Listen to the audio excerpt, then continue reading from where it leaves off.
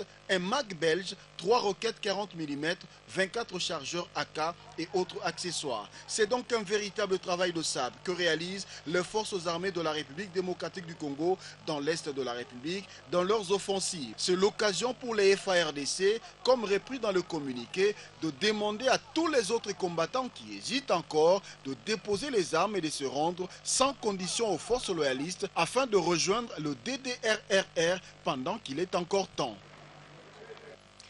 Et c'est parti pour toujours avec Congo Airways. Les vols commerciaux débuteront ce 20 octobre. Le premier fera Kinshasa-Lubumbashi-Kinshasa. L'annonce a été faite ce samedi au cours d'une conférence de presse animée par son directeur général Claude Kirongozi. Suivez ce reportage de Léontine Kazamouali, Serge Moulois et Patrick Mpezo-Zanetti. Après les vols inauguraux des deux aéronefs, Patrice Emery Lumumba et Laurent Désiré Kabila le vendredi 9 octobre, ce samedi, la compagnie Congo Airways a annoncé pour le 20 octobre prochain le début des vols commerciaux. Ces premiers vols partiront de Kinshasa à Lubumbashi puis Kinshasa. La société Congo Airways est heureuse de porter à la connaissance du public que ces vols commerciaux débuteront le mardi 20 octobre 2015 par la destination Kinshasa-Lubumbashi, Lubumbashi-Kinshasa. Face à la presse, le directeur général Claude Kirongozi a rassuré du respect du coût des billets, comme l'a réglementé l'arrêté du ministre de l'économie. Le prix des billets Kinshasa-Lubumbashi est de 260. En effet, comme l'a dit hier à Goma, son Excellence, Monsieur le Premier ministre, chef du gouvernement, fini en RDC l'époque où le prix du billet était fixé à la tête du client. Fini la période sombre et sinistre où les passagers et où le prix des billets d'avion sur les réseaux domestiques était plus élevé que celui fixé pour se rendre à l'étranger à partir de notre pays. Ce même jour, Congo Airways a dévoilé l'enseigne de son agence qui se trouve à l'immeuble Future Tower. D'ici à janvier 2016, Congo Airways compte acquérir un autre Airbus en vue d'étendre sa couverture sur l'ensemble du pays. One DRC, une structure qu'accompagne l'ambassadeur des États-Unis en RDC, veut lutter contre le chômage. Elle organise des formations gratuites pour devenir entrepreneur. La prise de contact avec les jeunes Kinois a eu lieu ce samedi à l'American Corner à Limete. Suivez ce reportage d'Abdoul Soko. Plusieurs jeunes Kinois ont participé ce samedi à une journée d'information qu'a organisée One DRC, une structure qu'accompagne l'ambassade des États-Unis en RDC. C'est dans l'objectif d'informer les jeunes sur la formation gratuite pour devenir entrepreneurs que cette structure organise cet atelier à Kinshasa pour lutter contre le chômage. Ici, nous devons souligner la mission que nous avons, c'est d'amener les jeunes à pouvoir considérer la création d'entreprise comme une véritable option de vie professionnelle qui est plutôt d'attendre et d'être un demandeur d'emploi. Les meilleures solutions pour résoudre le problème du chômage, c'est la création d'emplois.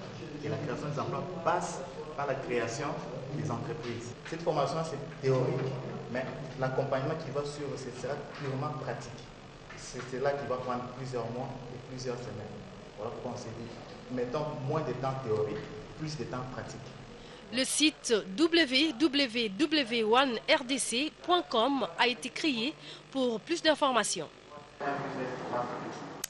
Autre chose, la RDC doit ratifier la charte africaine de la jeunesse. Francine Mouyumba, présidente de l'Union panafricaine de la jeunesse, en a fait les plaidoyers auprès du ministre de la Jeunesse, Sport et Loisirs. C'était vendredi dans son cabinet de travail dans la commune de la Gombe. Patrick Isobonge-Sebokuma nous fait ce reportage. Dans son cabinet de travail à Gombe, le tout nouveau patron de la jeunesse, sport et loisirs a eu une séance de travail avec la présidente de l'Union panafricaine des jeunes. Francine Mouyumba et sa délégation sont allés non seulement présenter leur civilité à Denis Kamba Nchimumbu, mais aussi plaider pour que la RDC ratifie la charte africaine de la jeunesse. Je pense qu'avec lui, nous pouvons faire un bon travail. C'est un ministre que je pense qu'il est dynamique, il est aussi jeune. Et nous remercions le chef de l'État pour sa nomination. La première des choses que je demandais au ministre, c'est de voir comment avoir dans son programme la ratification de la charte africaine de la jeunesse, parce que je pilote l'Afrique et je suis d'abord venir présenter le problème que nous chapeautons sur le plan international, mais sans oublier qu'avant d'être africaine, je suis d'abord congolaise. Alors, c'est sur ce point qu'on a abordé toutes ces questions avec les ministres et aussi redynamiser les structures de jeunes avec le Démocratique du Congo dans l'unité, le mettre ensemble pour que nous puissions tous, et les jeunes, le ministre et tout le monde, pour voir comment nous pouvons aborder certaines questions ou de problèmes que la jeunesse congolaise est. Dédi Kambaï, qui est à la tête de son ministère, il n'y a pas plus d'un mois, a beaucoup de défis à relever. La jeunesse, le sport et le loisir, la tâche s'annonce ardue. Mais enfin connaisseur, il tient à réussir cette mission. 2 ordinateurs et autres kits scolaires ont été remis aux gagnants de la tombola Back to School, organisée par BGFI Bank en partenariat avec Western Union. Par la même occasion, les autorités de cette banque ont annoncé le lancement au mois de décembre prochain d'une autre campagne afin de se rapprocher de leurs clients. Suivez ce reportage de Fanny Fakasimwana, Baudry Mata et Patrick Mpezo Zanetti. Lancée il y a 10 jours, la campagne de distribution des manuels scolaires dénommée Back to School s'est clôturée le vendredi au siège de BGFI Bank. 9 gagnants sélectionnés dans 3 agences BGFI Bank de Kintambo, de Vénus et du siège de cette banque ont reçu des ordinateurs, des kits scolaires composés des uniformes, cahiers, des stylos et autres fournitures scolaires. Les heureux gagnants se sont dit satisfaits de cette initiative organisée par BGFI Bank en partenariat avec Western Union avant de proposer quelques suggestions à cette banque. C'est une bonne campagne, ça va encourager beaucoup de gens à venir auprès des agences Western Union qui sont dans les installations de BGFI Bank, puisque là au moins ils auront à gagner quelque chose par rapport à ailleurs. Et je suis très contente, je rends grâce à Dieu parce que c'est vraiment bien tombé. Car il y a notre fils qui a réussi à son examen d'État, qui s'est inscrit à l'Académie des Beaux-Arts, à l'audiovisuel. Il m'avait déjà prévenu qu'on devait lui acheter un ordinateur portable. Et là, Dieu a fait grâce, donc c'est une dépense de moins. Je leur demanderai d'implanter des agences western un peu partout. Tu vois, il nous arrive des fois de transférer des montants au-delà de 7 000, alors que on nous limite seulement à 7 000 $. Il suffisait juste d'envoyer ou de recevoir de l'argent par Western Union pour participer à cette tombola à l'issue de laquelle 9 personnes ont été sélectionnées. Ces gagnants ont envoyé ou reçu 7 000 $ ou plus par Western Union. On a juste pris la période du début de la rentrée scolaire jusqu'à aujourd'hui et nous avons sélectionné les personnes qui ont fait le plus de transactions durant cette période. C'est une première d'abord pour la BGFI de faire une cérémonie de remise de cadeaux pour leurs clients. Mais ça ne sera pas la dernière, vu que nous avons encore la fin de l'année où il y a encore beaucoup de surprises, beaucoup de cadeaux. Tout ce que je peux dire à notre clientèle, venez nombreux, faites les transactions, vous ne serez pas déçus avec la BGFI. Une autre campagne est prévue au mois de décembre prochain selon les responsables de BGFI Bank. L'objectif de cette banque est de se rapprocher davantage de sa clientèle. Infrastructure dans ce journal, s'enquérir des états des différentes routes dans le territoire de Kassangoulou, dans la province du Congo central. C'est l'objectif de la visite d'inspection du ministre provincial des ITPR du Congo central. Oscar Massamba a eu d'abord des entretiens avec le DGDA de l'entreprise CGDCD basée à Kassangoulou sur la possibilité d'avoir une route principale dans les villages de Kassangoulou.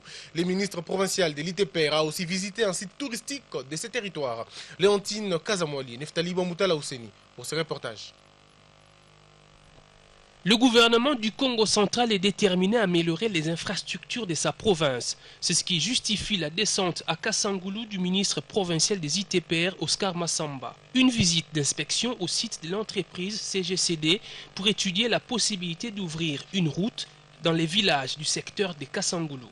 Le représentant du gouverneur Jacques Mbadou s'est entretenu avec la DGA de cette entreprise pour avoir plus de détails sur la construction de cette route de dessert agricole. Cette population souhaiterait qu'on puisse étudier une possibilité de raccourcir. C'est pour cette raison que depuis plus ou moins 2 mois, nous sommes ici au niveau de cet endroit avec les partenaires également chinois, mais aussi avec les experts qui sont en relation avec notre ministère pour voir comment faire pour réouvrir. Plusieurs possibilités s'offrent. Avec l'ouverture de cette route, la population du territoire de Kassangoulou pourra circuler en toute quiétude. Oscar Massamba a aussi visité le futur site touristique de ce secteur.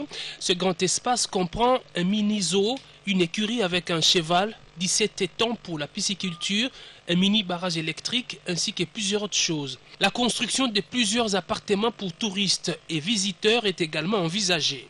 Et ici, c'est un partenaire privé, vous l'avez vu, qui est en train de créer un site touristique. L'avantage, c'est que c'est non loin de Kinshasa. Cependant, pour y accéder, ça prend beaucoup de temps, plus ou moins 1 heure. D'où notre rôle, en tant que ministre des Travaux publics et infrastructures, de pouvoir trouver des solutions pour rendre l'accès plus rapide, plus facile. Eh bien, nous avons déjà trouvé quelques options pour pouvoir permettre à ce que les touristes, que ce soit les touristes étrangers ou bien même locaux, puissent venir plus facilement jusqu'ici. Monsieur le gouverneur encourage ceci et nous a même demandé de pouvoir intéresser le ministre du Tourisme, mais aussi le ministre en charge de l'énergie. Pour encourager cette initiative, le gouvernement provincial du Congo central a promis tout son soutien. Il n'y a plus là. On va parler environnement à présent, la question du changement climatique et le cheval de bataille de la conférence épiscopale nationale du Congo. C'est dans cette optique qu'elle a organisé un atelier consultatif sur la mise en place du réseau ecclésial pour la sauvegarde du bassin du Congo. Objectif, réfléchir à la lumière de l'encyclique Laudato Si du pape François sur la contribution de l'Église catholique en Afrique sur cette même question. Suivez Abdoul Soko pour le reportage.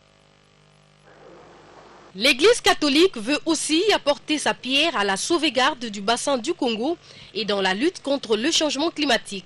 C'est ce qu'on peut retenir de l'atelier consultatif sur la mise en place du réseau ecclésial pour la sauvegarde du bassin du Congo. Pendant 2 jours, soit du 8 au 9 octobre, les participants venus du Congo-Brazzaville, du Cameroun et ceux de la RDC ont défini une vision commune et des modalités pratiques pour articuler des actions futures afin d'approfondir les connaissances, de s'engager pour combattre le changement climatique, protéger la biodiversité et promouvoir un modèle de développement durable. C'est dans l'objectif de réfléchir à la lumière de l'encyclique Laudato Si du pape François sur la contribution de l'Église catholique en Afrique sur la sauvegarde du bassin du Congo. OCHEAM de jouer son rôle de leadership dans la promotion du REBAC, aux conférences épiscopales nationales concernées, de mettre en place les structures nationales du REBAC, de s'informer sur le message des représentants des gouvernements à la COP 21, de s'équiper des mécanismes de suivi pour s'assurer que les fonds qui viendront de la COP 21 profitent aux communautés locales, au gouvernement, de pouvoir évaluer avec précision le coût de la contribution de nos pays respectifs à la lutte contre le changement climatique, de respecter les engagements pris à la COP 21 et de dédier l'essentiel des fonds reçus à la réduction de la pauvreté. Aux communautés locales, de s'informer pour comprendre les enjeux en rapport avec le changement climatique, de s'impliquer dans les actions de sauvegarde du bassin du Congo et d'adopter un comportement responsable vis-à-vis de l'environnement. Aux opérateurs économiques, industries extractives, de contribuer à l'effort commun de réduction des émissions de gaz à effet de serre et à la sauvegarde de l'environnement. Ces assises ont été organisées par la Commission épiscopale pour les ressources naturelles de la CENCO à l'initiative de la Commission Justice, Paix et Développement ainsi que Caritas Africa. Clôture ce samedi à Bandundu dans la province des Kwilu de la formation des journalistes sur le genre. L'objectif est de sensibiliser les journalistes de médias communautaires sur la cohabitation entre les hommes et les femmes dans le but de progresser ensemble. Les détails avec notre correspondant de Bandundu, Niro Mukwa Kalongo. Clôture de l'atelier de formation professionnelle des médias de province du Kwilu et du Kwango à Bandunduville. Cette formation de 4 jours organisée par la division provinciale de la communication et des médias a porté sur le projet Hommes et femmes progressons ensemble. Les participants ont contextualisé la matière aux réalités de leurs points respectifs. Sur la demande de la division provinciale de la communication et des médias, ces radios et télévisions sélectionnées ont désormais la mission de sensibiliser leur communauté sur la question. Et un mécanisme de transmission des rapports a été tracé. Avec l'appui financier de l'UNICEF, ces radios dites communautaires ont élaboré leur plan média qui retrace les différentes étapes de la mise en œuvre de l'activité et ont été transmis à la division. Les participants se disent satisfaits de cette remise à niveau qu'ils espèrent ne pas être la dernière. La cérémonie de clôture a été sanctionnée par la remise de brevets aux participants venus de 7 territoires ciblés par ce projet. De Bandundoville, Miro, Mokwakalombo, RTGA. Je le dis tantôt, bannissons cette survivance barbare, tel est le credo de ce 10 octobre à l'occasion de la journée mondiale contre la peine de mort. 3 pays occupent le top du record à cette pratique. La Chine, l'Iran et l'Arabie Saoudite continuent cette pratique. Amnesty International et d'autres structures multiplient des actions pour que cette date soit complètement abolie. On en parle avec Astrid Mbouyi et Patrick Isobongese Bokuma. C'est depuis l'an 2002 que les Nations Unies et toutes les organisations de défense des droits de l'homme célèbrent le 10 octobre la journée mondiale contre la peine de mort. Pour cette 13e célébration, selon le rapport annuel d'Amnesty International publié en avril 2015, près de 2400 condamnations à mort ont été prononcées en 2014 et 607 exécutions recensées. Dans ce rapport, un total de près de 20 000 personnes patientent à ce jour dans le couloir de la mort, au nombre desquelles des innocents victimes d'une justice inique et des procès politiques comme la pakistanaise Asia Bibi, accusée de blasphème. Pour cette commémoration, plusieurs activités ont été organisées à travers le monde, patronnées entre autres par Amnesty International. 3 États sont réputés pour la pratique de la peine de mort, à savoir la Chine, l'Iran et l'Arabie Saoudite. Placée sous les labels de bannissons cette survivance barbare, la journée mondiale contre la peine de mort est l'occasion de rappeler au public à quel point ce châtiment est cruel et inhumain. En somme, actuellement, dans le monde, les 2/3 des pays ont aboli la peine de mort et la grande majorité des exécutions a lieu dans un nombre très restreint d'États. En 2014, par exemple, la Chine, l'Iran et l'Arabie Saoudite rassemblaient à eux seuls plus de 85% des exécutions. L'Égypte et le Pakistan commencent à en faire recours pour répondre aux menaces réelles ou supposées contre la sûreté de l'État que représentent le terrorisme, la criminalité et l'instabilité interne.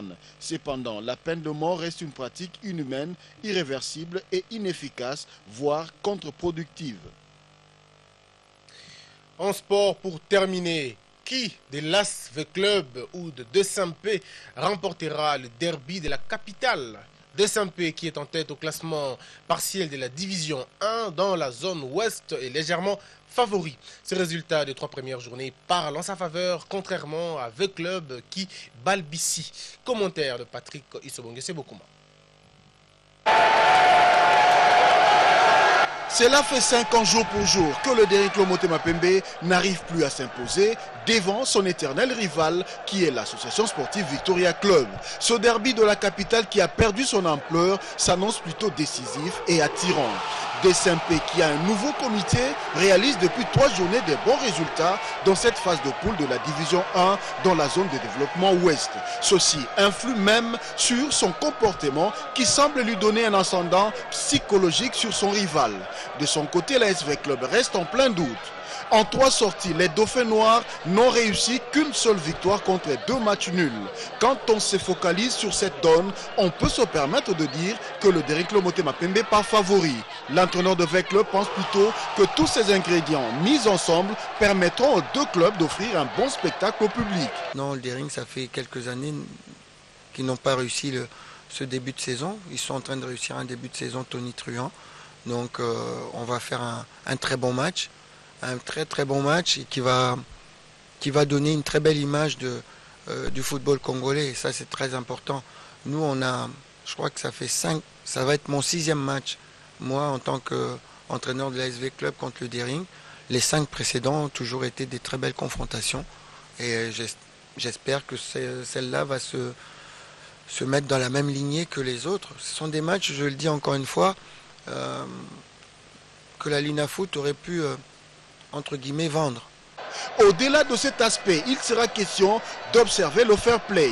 Il faut donc bannir la violence, comme pense Maître Alain Makengo, conseiller juridique du ministre de la Jeunesse, Sport et Loisirs. Nous voulons effectivement qu'il y ait la fête du football quinois, la fête du football congolais. Lorsqu'il y a 20 clubs qui vont jouer contre Motema Pembe, il faut qu'il y ait la fête. Il ne faut pas nous amener des biceps au niveau du stade, il ne faut pas nous amener des injures au niveau du stade. Il ne faut pas venir polluer le stade par la bagarre, par la violence. La température aussi de notre football, c'est Derrick Motema Pembe, 20 clubs, Mazembe, Lupopo. Mais il faut qu'il y ait la paix. Nous voulons qu'il y ait la paix lors de ce match de ce dimanche. Ce match, qui se joue ce dimanche, drainera un monde fou. Voilà l'occasion d'interpeller la Ligue nationale de football à ne pas imprimer des billets plus que la capacité du stade Tata Raphaël.